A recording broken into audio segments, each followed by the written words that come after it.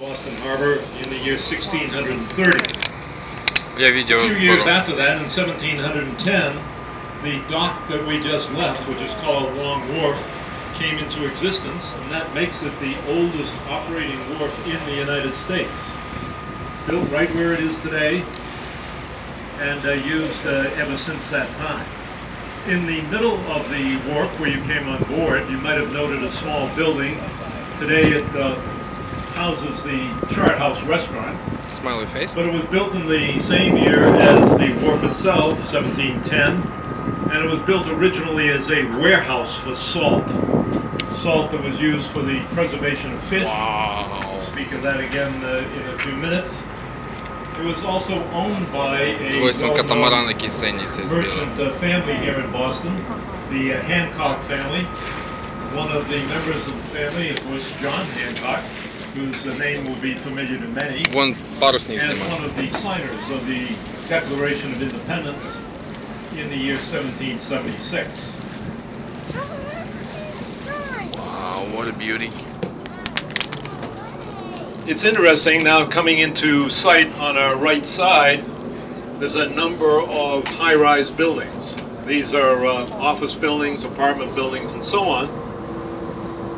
None of these existed prior to the middle of the 1960s. The tallest building in the taller buildings in the city were 10, 11, 12 stories. There was one exception to that, the Custom House Tower, and we'll speak more about that later. For the moment, Вау, дивись, як він завод цей.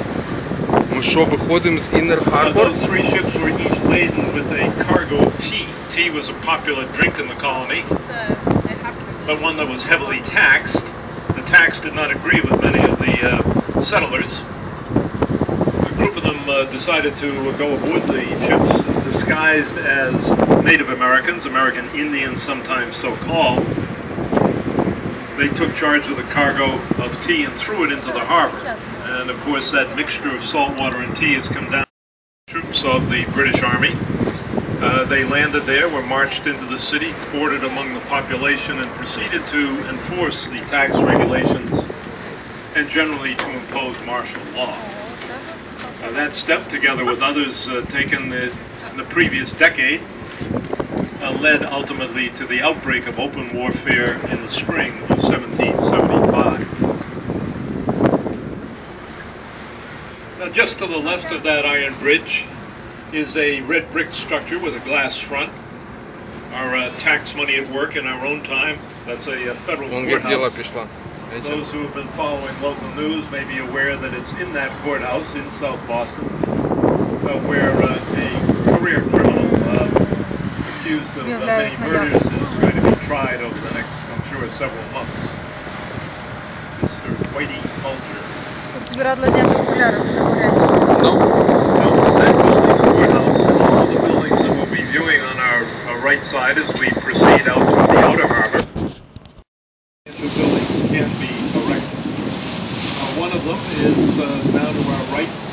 It looks like it's about 4 stories, substantially built of glass. That is the Institute of Contemporary Art, Boston.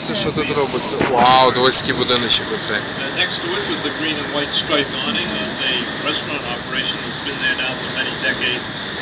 Anthony's Pier 4.